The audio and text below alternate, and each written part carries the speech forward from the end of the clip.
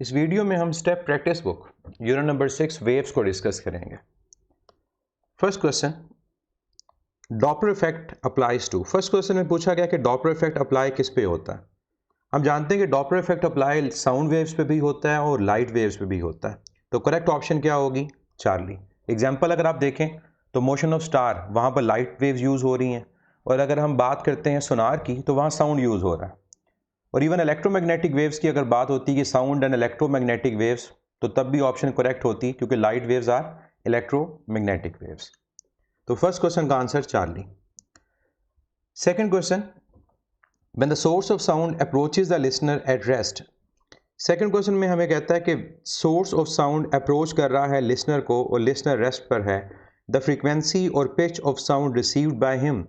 तो फ्रीक्वेंसी या पिच एक ही बात होती है, उस पर क्या इफेक्ट होगा।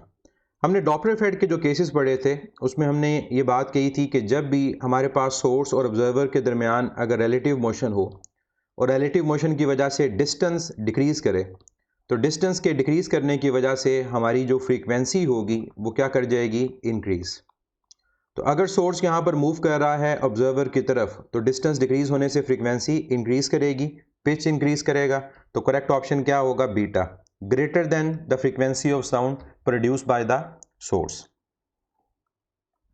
Question number 3, when the source of sound moves away from the stationary listener. अब थर्ड क्वेश्चन में कहता है कि सोर्स ऑफ साउंड अगर स्टेशनरी लिसनर से अवे मूव करे। अब जैसे मैंने ऊपर बात की थी कि हमारे पास टुवर्ड्स मूव करने से डिस्टेंस डिक्रीज करता है, तो जब सोर्स अवे मूव करेगा तो सोर्स के अवे मूव करने से इन दोनों के दरमियान जो डिस्टेंस है वो इंक्रीज करेगा, और डिस्टेंस के इंक्रीज करने से याद रखिएगा कि फ्रीक्वेंसी की वैल्यू डिक्रीज करेगी। लेकिन एक और चीज़ भी जो इन ऑप्शन से हमें देख के पता चलता है वो ये कि वेवलेंथ की फॉर्म में क्या होगा। तो हमें याद रखना है कि जब भी सोर्स मूव करता है तो सोर्स के मूव करने से फ्रीक्वेंसी का चेंज वेवलेंथ की वजह से आता है, और फ्रीक्वेंसी और वेवलेंथ के इन बिटवीन जो रिलेशन है वो इन्वर्स है। तो डिस्टेंस के इंक्रीज होने से वेवलेंथ इंक्रीज कर रही होगी, फ्रीक्वेंसी डिक्रीज हो रही होगी। अब हम थर्ड क्वेश्चन की ऑप्शंस को अगर देखें, an apparent increase in wavelength correct है, an apparent decrease in frequency correct है। तो करेक्ट ऑप्शन यहाँ पर क्या होगी? Delta, both A and B. और यहाँ मैं दूसरा केस भी बताता चलूँ कि ऑब्जर्वर जब मूव करता है तो फ्रीक्वेंसी का चेंज स्पीड के चेंज की वजह से होता है, वहां वेवलेंथ कांस्टेंट रहती है। Fourth question, which phenomena can be applied to estimate the velocity of star with respect to earth. हमने डॉपलर इफेक्ट की एप्लीकेशंस पढ़ी थी, उसी से रिलेटेड क्वेश्चन है कि कौन सा फिनोमेना हमें हेल्प करता है स्टार की velocity with respect to earth find करने में। तो आंसर क्या होगा? Doppler effect. रेड शिफ्ट जब स्टार मूव करते हैं अवे, और ब्लू शिफ्ट जब स्टार मूव करते हैं towards the earth. Fifth question, the phase change of 180 degree is equal to the path difference of. 180 degree phase change को path difference में हमने कन्वर्ट करना है। हमें मेथड पता है कि किस तरह से कन्वर्ट किया जाता है। अब यहाँ पर जो फेज डिफरेंस है जिसको मैं फाई से रिप्रेजेंट कर देता हूँ वो 180 डिग्री है, और मुझे जो कैलकुलेट करना है वो पाथ डिफरेंस कैलकुलेट करना है, उसको मैं रिप्रेजेंट कर देता हूँ एक्स से। अब आसान मेथड क्या है? आसान मेथड ये है कि आप 180 डिग्री जिसको पाई है उसको लेमडा की फॉर्म में लिख लें, क्योंकि हम जानते हैं कि लेमडा 2 पाई के इक्वल है, तो पाई लेमडा बाय 2 के इक्वल है, तो डायरेक्ट आंसर आ जाएगा लेमडा बाय 2। दूसरा मेथड जो हमें रिलेशन बुक में भी बताया जाता है वो क्या है? वो ये है कि जो फेज डिफरेंस का रेशो होगी वो पाथ डिफरेंस की रेशो के इक्वल आएगी। मीन्स अगर मैं कहता हूँ फाई ओवर 2 पाई तो ये इक्वल आएगा एक्स ओवर लेमडा के। तो इस क्वेश्चन के अकॉर्डिंग मुझे रिक्वायर्ड एक्स है, तो लेमडा मल्टीप्लाई होगा, तो एक्स की वैल्यू हमारे पास आएगी phi over 2 pi into lambda. अब यहाँ वैल्यू पुट कर दें, फाई कितना 180, इसको पाई की फॉर्म में रिप्रेजेंट करेंगे, तो pi over 2 pi into lambda, pi cancel हो जाएगा, तो लेमडा बाय 2 हमारा राइट आंसर है। Correct option is beta. और जो डायरेक्ट मेथड मैं बता रहा हूँ वो हमारे पास क्या है? डायरेक्ट मेथड ये है कि लेमडा 2 पाई के इक्वल होता है, तो जो पाई होगा वो लेमडा बाय 2 के इक्वल होगा। तो 180 डिग्री बेसिकली क्या है? वो पाई है, तो आंसर क्या है? Lambda by 2। दोनों मेथड से आप कर सकते हैं। Question number 6, in the following property of a wave the one that is independent of the other. कहते वेव की इन प्रॉपर्टीज में से वो कौन सी प्रॉपर्टी है जो बाकियों से इंडिपेंडेंट है। ऑप्शंस देखें, velocity, frequency, amplitude and wavelength. हमारा रिलेशन होता है v is equal to F lambda. तो एम्पलीट्यूड यहाँ पर जो है वो बाकियों के क्या होगा, इंडिपेंडेंट होगा। करेक्ट ऑप्शन इज बीटा, क्योंकि एम्पलीट्यूड जो है वो इन पैरामीटर्स पे डिपेंड नहीं करता। उसने पूछा था कौन डिपेंड नहीं करता, इंडिपेंडेंट है बाकियों से। तो एम्पलीट्यूड वेलोसिटी पे, एम्पलीट्यूड फ्रीक्वेंसी पे और एम्पलीट्यूड वेवलेंथ पे डिपेंड नहीं करता, इसलिए बीटा आंसर करेक्ट होगा। Question number 7, when you speak to your friend and he speaks to you, which of the following quantity is same in their sounds। अब यहां पर कहता है कि जब आप अपने किसी दोस्त से बात करते हैं और वो आपको जवाब देता है, वो आपसे बात करता है, तो कौन सी क्वांटिटी है जो सेम होगी। यार कि क्वालिटी ऑफ साउंड के बारे में पता होना चाहिए कि क्वालिटी ऑफ साउंड फ्रीक्वेंसी पे डिपेंड करती है। आपकी और आपके दोस्त की जो फ्रीक्वेंसी होगी वो सेम नहीं होगी, लेकिन चूंकि आप बात जो कर रहे हैं वो एक ही मीडियम में कर रहे हैं, तो जो प्रॉपर्टी साउंड की सेम होगी वो क्या होगी, स्पीड। स्पीड हमारे पास जो साउंड की है, चाहे वो डिफरेंट फ्रीक्वेंसीज हों, एक मीडियम में सेम होगी, चाहे हाई फ्रीक्वेंसी चाहे लो फ्रीक्वेंसी, चाहे हाई एम्पलीट्यूड चाहे लो एम्पलीट्यूड, स्पीड हमेशा सेम रहती है एक मीडियम में तमाम फ्रीक्वेंसीज के लिए। Question number 8, wave motion can not transfer. ये हमने लेक्चर में भी डिस्कस किया था कि wave is a mode of transfer of energy. तो पूछा कि क्या वेव चीज ट्रांसफर नहीं करता, तो आंसर क्या होगा, मैस। वेव एनर्जी को ट्रांसफर करता है, मैटर को ट्रांसफर नहीं करता। तो 8 क्वेश्चन का answer Charlie. 9th question, the stationary wave produce in stretch string are. Stationary waves के बारे में पूछ रहा है जो प्रोड्यूस हो रही हैं कहां पर, स्ट्रेच स्ट्रिंग में। अब हमें पता है कि स्ट्रिंग को जब डिस्टर्ब किया जाता है तो स्ट्रिंग में प्रोड्यूस होने वाली जो स्टेशनरी वेव्स होती हैं बाय नेचर वो ट्रांसवर्स होती हैं, क्योंकि जो मीडियम के पार्टिकल्स की वाइब्रेशन होती है वो परपेंडिकुलर होती है। तो स्टेशनरी वेव्स अगर स्ट्रेच स्ट्रिंग में प्रोड्यूस होंगी तो हम उन स्टेशनरी वेव्स को क्या कहेंगे, they are transverse stationary waves. तो ऑप्शन हमारे पास कौन सी करेक्ट यहां पर होगी, अल्फा। और ये बात याद रखें कि स्ट्रिंग के वाइब्रेट करने से जो साउंड प्रोड्यूस होगा वो स्टेशनरी नहीं होगा, वो लॉन्गिट्यूडनल होगा, मैकेनिकल होगा। तो ये जो क्वेश्चन है इसमें ये चीज़ इंपॉर्टेंट है कि वो पूछ रहा है स्ट्रिंग में, स्ट्रिंग की वजह से नहीं, तो दोनों में फ़र्क होगा। Question number 10, an explosion take place on a surface of a planet, a person at surface of earth. एक एक्सप्लोजन होता है एक प्लैनेट की सरफेस पे, a person at surface of earth, और सरफेस ऑफ अर्थ पे जो आदमी है उसको ऑब्जर्व करेगा। कैसे, अल्फा कहता है can see only but can not hear, beta कहता है can't see but only hear explosion, Charlie कहता है both see and hear explosion, और डेल्टा कहता है कैन नॉट बी प्रिडिक्टेड। देखें वैक्यूम में साउंड ट्रांसफर नहीं होता क्योंकि साउंड मैकेनिकल वेव है और मैकेनिकल वेव को प्रोपोगेट करने के लिए मीडियम चाहिए। तो इसका मतलब स्पेस में हमारे पास साउंड ट्रैवल नहीं करेगा, तो प्लैनेट से अर्थ तक साउंड प्रोपोगेट नहीं करेगा, लेकिन जो एक्सप्लोजन होगा उसकी लाइट नज़र आएगी। तो मीन्स हम ऑब्जर्व कर सकते हैं, देख सकते हैं, लेकिन सुन नहीं सकते। तो आंसर क्या होगा इसका, alpha, can see only but can't hear the explosion. Next question number 11, the waves which need medium for their propagation are called. वो कौन सी वेव है जिनको मीडियम रिक्वायर्ड होता है प्रोपोगेशन के लिए, आंसर क्या होगा, मैकेनिकल वेव्स। और जिनको नहीं रिक्वायर्ड होता, इलेक्ट्रोमैग्नेटिक वेव्स। और जो पार्टिकल की वेव नेचर बताती हैं, मैटर वेव्स। तो ये क्लासिफिकेशन हमने डिस्कस की थी लेक्चर में। 12th question, the waves which do not require a material medium for their propagation. अब नेक्स्ट इसी से रिवर्स है कि वो कौन सी वेव है जिनको मीडियम रिक्वायर्ड नहीं होता प्रोपोगेशन के लिए, तो वो कौन सी हैं, दे आर इलेक्ट्रोमैग्नेटिक वेव्स। तो 12th क्वेश्चन का जो हमारा आंसर है वो क्या होगा, अल्फा, बल्कि इसमें 2 ऑप्शंस करेक्ट हैं। इसमें अल्फा के अलावा नॉन मैकेनिकल वेव्स भी लिखी हुई हैं, तो अल्फा और बीटा दोनों करेक्ट हैं। आंसर क्या होगा, delta, both A and B.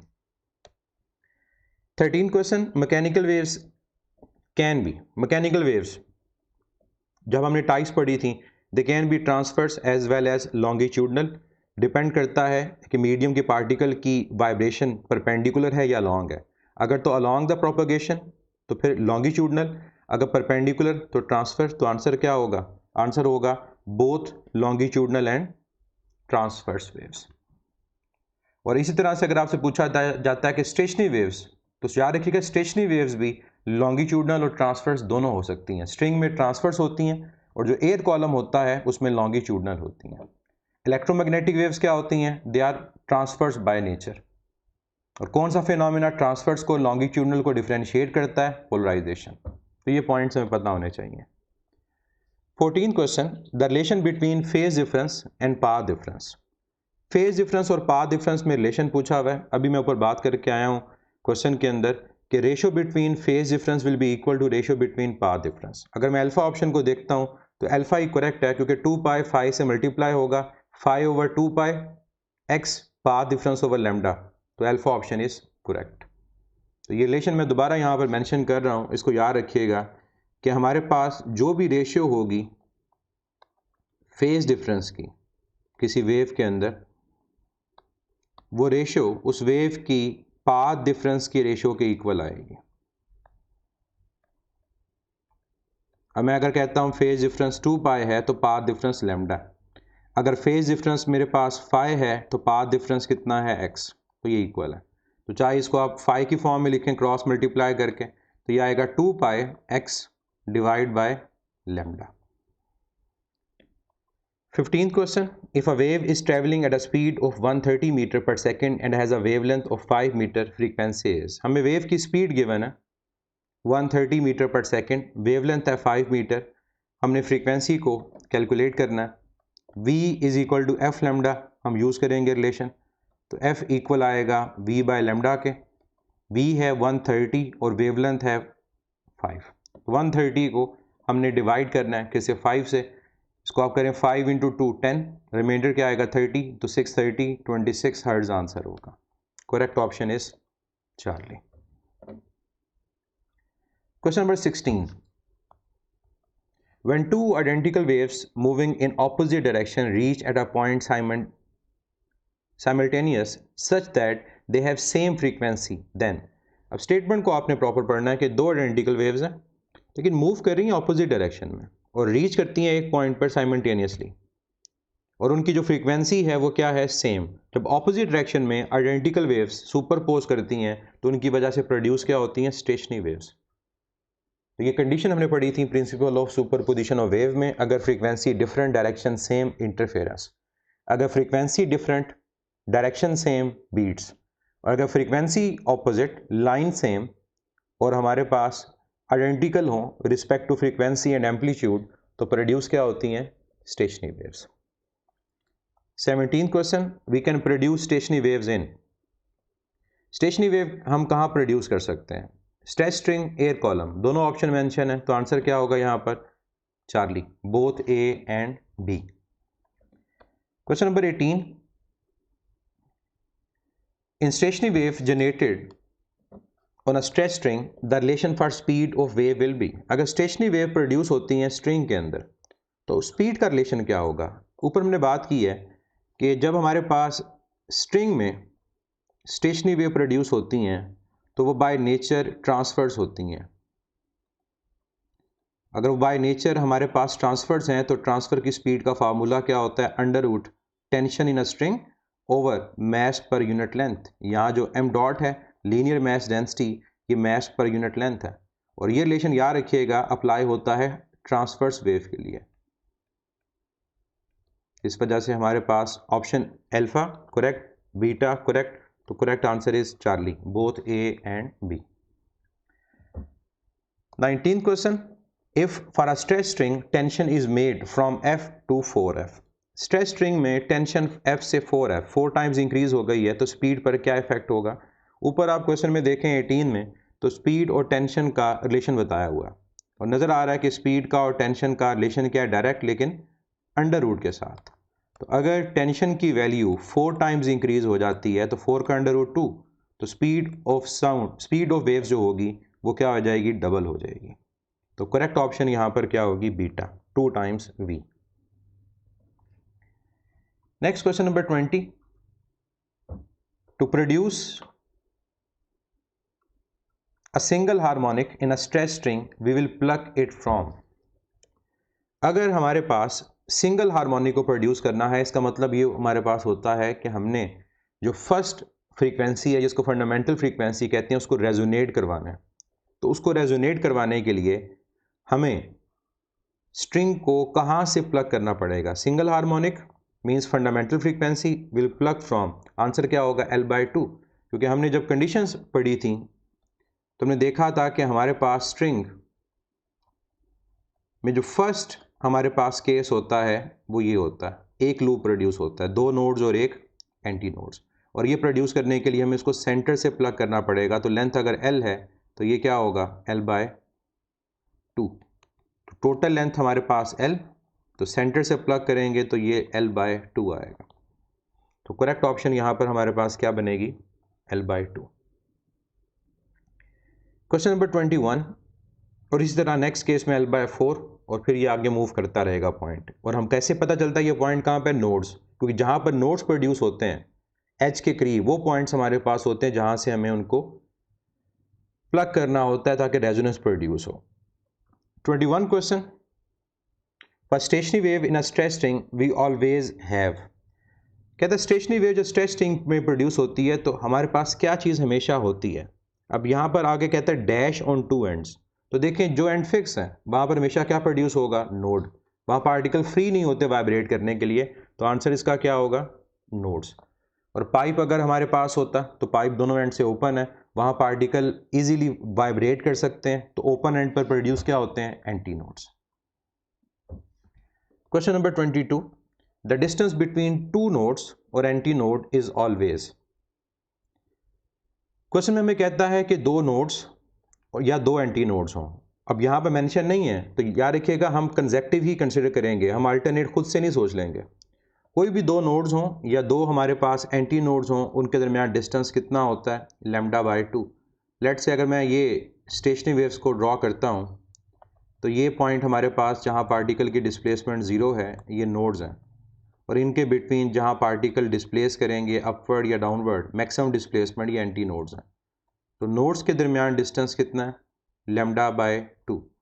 और इसी तरह अगर एंटी नोड्स हमारे पास होंगे तो उनके इन बिटवीन भी डिस्टेंस कितना है? λ/2। लेकिन नोड और एंटी नोड अगर पूछा जाता तब λ/4 होता। इस वजह से यहाँ पर आंसर सिर्फ क्या होगा? Beta λ/2। 23rd question, the relation for fundamental frequency of stationary waves in a stretch string is. अब क्वेश्चन में हमसे पूछा गया फंडामेंटल फ्रीक्वेंसी का फार्मूला, और स्टेशनरी वेव किस में है? स्ट्रेच स्ट्रिंग में। आंसर क्या होता है? F1 is equal to V/2L। और अगर ये पाइप होता जो एक एंड से क्लोज होता फिर F1 is equal to V/4L answer होता।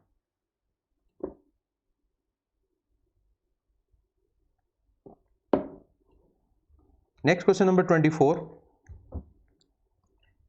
The relation for fundamental wavelength of stationary wave generated in a stretch string.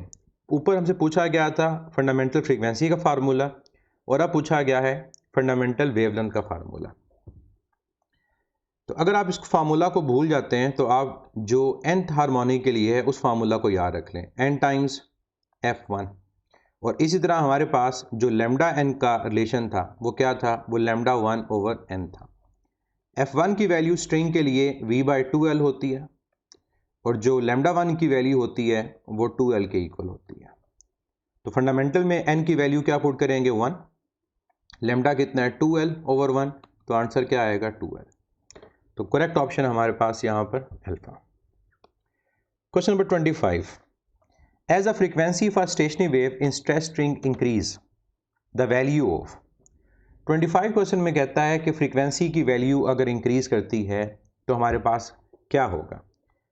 String के अंदर या स्टेशनरी वेव के अंदर फ्रीक्वेंसी के बढ़ने से याद रखिएगा वेवलेंथ की वैल्यू डिक्रीज करेगी, लेकिन स्पीड चेंज नहीं होती, क्योंकि मीडियम जब तक चेंज नहीं होगा स्पीड चेंज नहीं होगी, तो वेवलेंथ की वैल्यू डिक्रीज करेगी, स्पीड सेम रहेगी। तो आंसर क्या होगा? Charlie, both A and B. 26, what is true for first overtone. First overtone के लिए हमारे पास इनमें से कौन सी जो ऑप्शन है वो करेक्ट है? फर्स्ट ओवरटोन का मतलब क्या होता है? फर्स्ट ओवरटोन हमारे पास होती है overtone basically frequency other than fundamental. तो यहाँ पर आपसे पूछा गया है कि ट्रू क्या है फर्स्ट ओवरटून के लिए। अल्फा कहता है F2 2 टाइम F1, लैम्डा 2 कहता है लैम्डा 1 ओवर 2, बीटा कहता है V कांस्टेंट। तो आंसर क्या होगा? डेल्टा। ऑल ऑफ दीज सारे करेक्ट हैं, क्योंकि ऊपर हमने जो फार्मूला लिखा था उसी को अगर आप लोग यूज़ करें कि Fn n टाइम्स F1 है और जो लैम्डा n है वो लैम्डा 1 ओवर n है, तो जो फर्स्ट ओवरटून होता है स्ट्रिंग के केस में या पाइप दोनों एंड से ओपन, उस केस में वो सेकंड हार्मोनिक होता है। तो सेकंड हार्मोनिक में हम n की जो वैल्यू यूज़ करते हैं वो 2 करते हैं, तो फिर F2 2 टाइम्स F1 आएगा और जो लैम्डा 2 होगा वो लैम्डा 1 ओवर 2 आएगा। लेकिन ये ख्याल रखें कि ये केस अप्लाई सिर्फ होगा स्ट्रिंग में या पाइप दोनों एंड से ओपन। अगर पाइप एक एंड से क्लोज हो तो उसमें जो फर्स्ट ओवरटून होता है वो थर्ड हार्मोनिक होता है। वो ऑप्शन से पता चल रहा है कि उससे रिलेटेड क्वेश्चन नहीं है। 27. A metallic wire of 2 meter length hooked between 2 points has tension 10 Newton. If mass per unit length of wire is 0.004 kilogram per meter होना चाहिए यहाँ पर। The fundamental frequency emitted by the wire on length है 2 metre, tension है 10 Newton, mess per unit जो length है उसकी value 0.004 kilogram पर मीटर है। फाइंड करनी है फंडामेंटल फ्रीक्वेंसी की वैल्यू। ये करेक्शन यहाँ कर लें, ये पर मीटर है। अब फार्मूला हमें पता होना चाहिए जिससे हमने इसको सॉल्व करना है। टेंशन का फार्मूला हमने देखा था, स्पीड के साथ उसका रिलेशन है, वो था under root tension over mass per unit length. और जब इस स्पीड के फार्मूला को F1 is equal to V over 2L में हम सब्स्टिट्यूट करेंगे तो ये फार्मूला बनेगा 1 over 2L times under root tension over mass per unit length. अब फार्मूला में वैल्यू पुट करें, जो लेंथ की वैल्यू हमारे पास है वो 2 है, जो टेंशन है वो 10 है और मैस पर यूनिट लेंथ 0.004, ये लिखा जाएगा 4 10⁻³ -3 न्यूमरेटर में जाएगा, पावर 1 है, ये नेगेटिव प्लस हो जाएगा, 4 हो गया, 2 इंटू 2 4, ये आ जाएगा 1 over 4 under root 10⁻⁴ divide by 4। अब अंडर रूट ले लें तो 10⁻⁴ का अंडर रूट होगा 100 और 4 का अंडर रूट होगा 2, तो हमारे पास क्या आ गया 100 और डिवाइड ये किससे हो रहा है 8 से, तो 100 डिवाइड बाय 8 12.5 हर्ट्ज आंसर होगा। Correct option is alpha.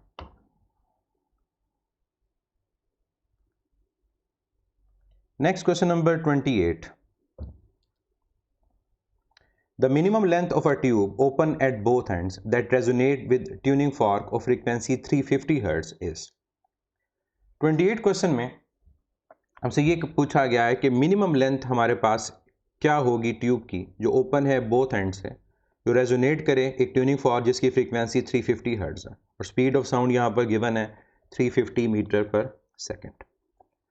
देखिए हम जानते हैं कि हमारे पास जो मिनिमम फ्रीक्वेंसी होती है पाइप जो बोथ एंड से ओपन हो, जिसमें 2 एंटी नोड और एक नोड प्रोड्यूस होगा, वो होगी फंडामेंटल और वो इक्वल होगा V ओवर 2L के।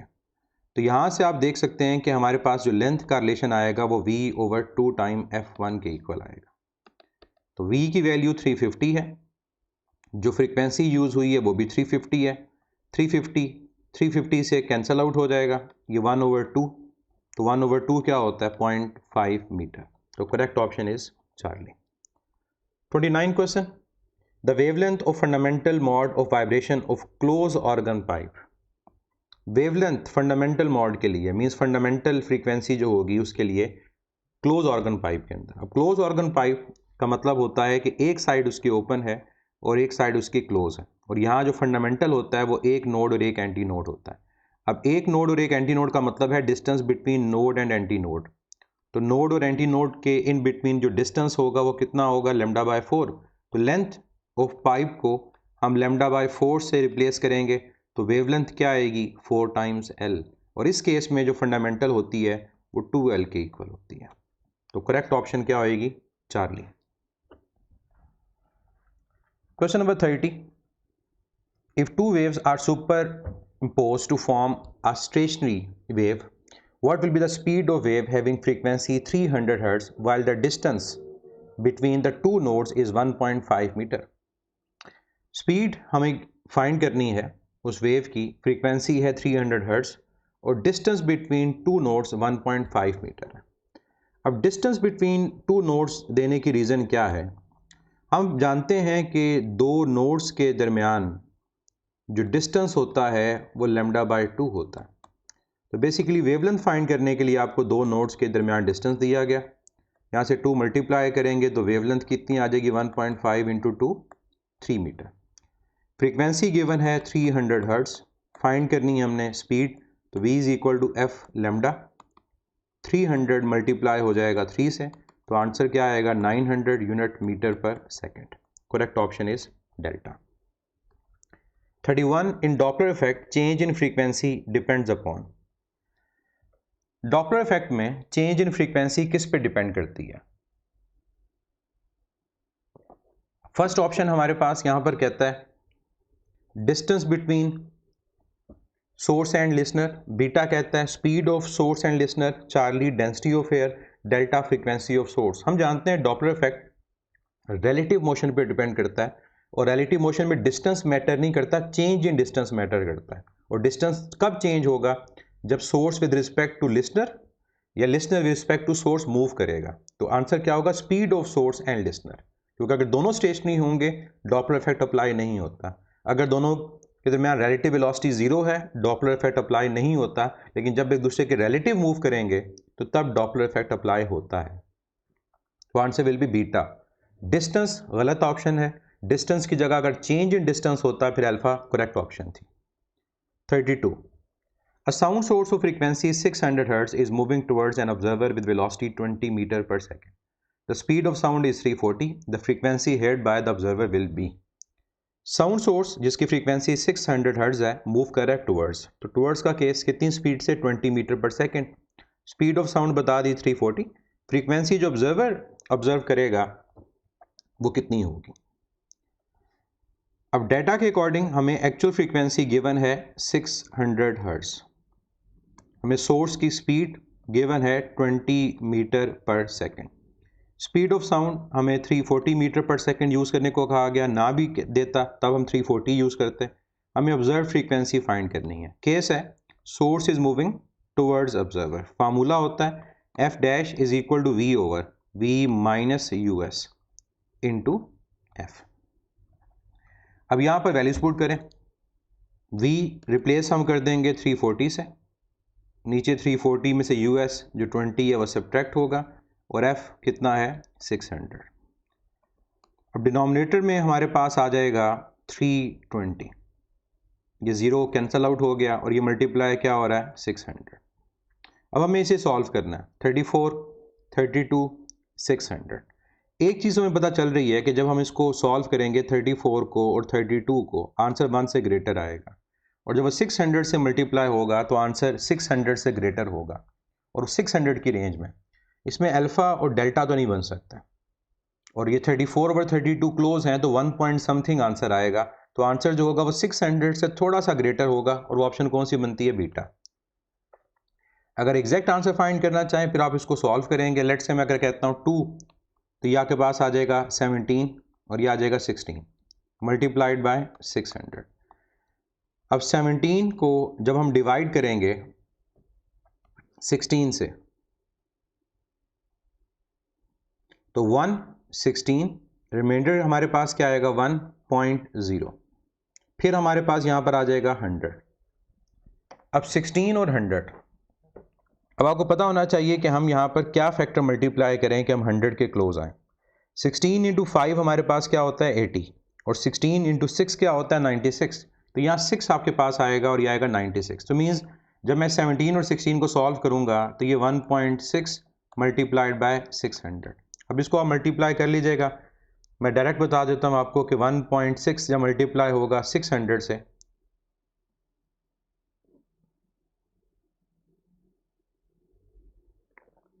तो हमारा आंसर क्या आता है? बल्कि मैंने यहाँ कोई गलती 17 बाय ओके मेरी गलती यहाँ पर चल गई, जब मैंने ये ज़ीरो लिया तो यहाँ पर ज़ीरो आएगा, ये 1.06 आएगा नॉट 1.6। क्योंकि 900 आंसर तो नहीं आएगा, 1.06 इंटू 600 आएगा। तो 1.06 इंटू 600 तो ये आएगा 636 और यूनिट क्या होगा? हर्ट्ज। तो करेक्ट ऑप्शन यहाँ पर क्या बनती है? 637.5 जो सबसे क्लोज है। Next question number 33। Question number 33, if a sound source is moving towards a receiver at 1/3 of the speed of sound, what would be the resultant wavelength?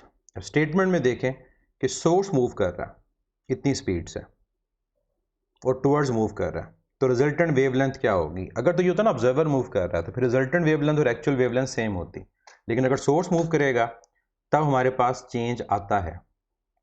तो 33, source is moving towards observer और कितनी speed से move करेगा? ये move कर रहा है 1/3 of the speed of sound. क्या फाइंड करनी है? Resultant wavelength in terms of actual wavelength.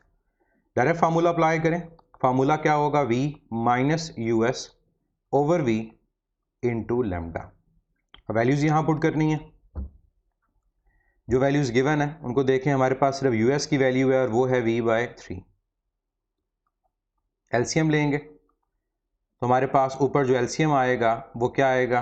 That will be 3 और 3v माइनस v क्या आ जाएगा? 2v और ये v से कैंसिल हो जाएगा तो ये आपके पास आ जाएगा 2/3 ऑफ द एक्चुअल वेवलेंथ। तो करेक्ट ऑप्शन हमारे पास 33 क्वेश्चन की क्या है? Beta.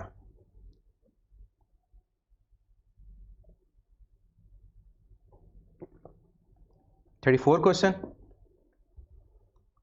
if the source of sound moves at the same speed or faster than the speed of wave, then it results in। 34 की अब स्टेटमेंट को देखें। कहते हैं when a source of sound moves at the same speed और faster than the speed of wave, तब क्या होगा? जब हम सुपरसोनिक का कॉन्सेप्ट पढ़ते हैं तो वो क्या है कि जब कोई ऑब्जेक्ट स्पीड ऑफ साउंड को अप्रोच करे या उसकी स्पीड ऑफ साउंड से ज़्यादा हो तो फिर हम सुपरसोनिक कहते हैं और उस केस में सोनिक बूम की क्रिएशन होती है, जिनको हम नाम क्या देते हैं? शॉक वेव्स का। तो करेक्ट आंसर यहाँ पर क्या होगा? चार्ली। शॉक वेव्स प्रोड्यूस होंगे। Last question 35, starts moving away. जब सोर्स मूव करता है अवे, वेवलेंथ इंक्रीज करती है और किसकी वेवलेंथ ज़्यादा होती है? रेड या ब्लू?